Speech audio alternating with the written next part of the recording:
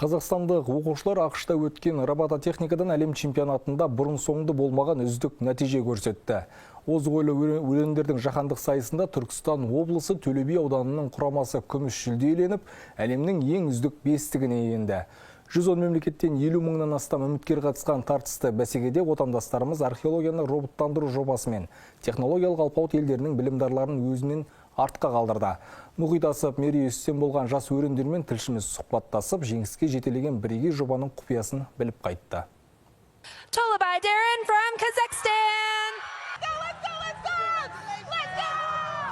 Американың Хьюстон қаласында Қазақстанның көк байрақ асқақтап Төле би ұландарының есімі әлемге жаңғырды.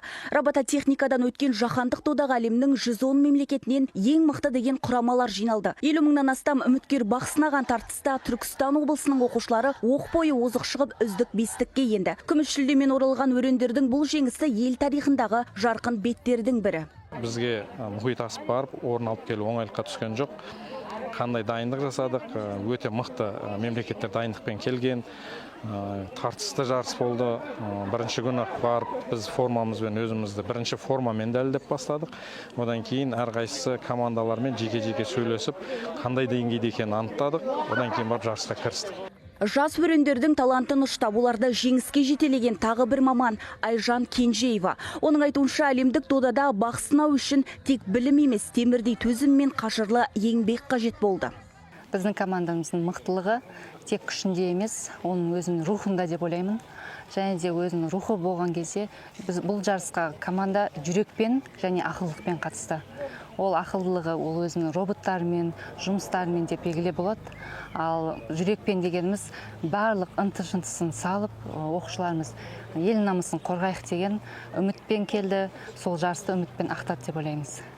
Төлебилік Төле би дарын командасы биылғы додаға ерекше дайындықпен барған. Олар археология саласын роботтандыру бойынша бірегей жобасын ұсынып, технологиялық алпауыт елдердің құрамаларын шаң қаптырып кетті.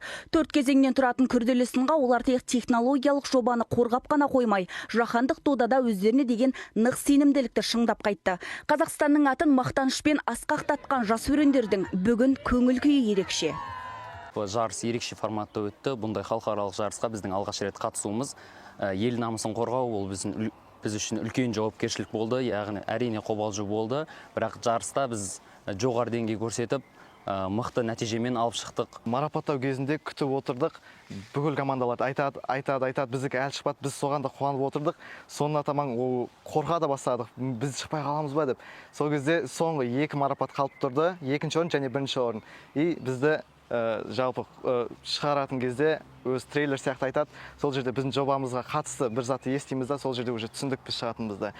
Мұхит асып, көк байрақты желбіреткен жас өрендермен бірге ата-аналары да тақым қысып қобалжығаны жасырын емес. Баласының жеңісін алыстан тілеген әкелер мен аналардың бүгін қуанышында шек жоқ. Перзентінің әлемдік биікті бағындырғанын көрген сәттегі тебіреніс кез келген марапаттан да биік.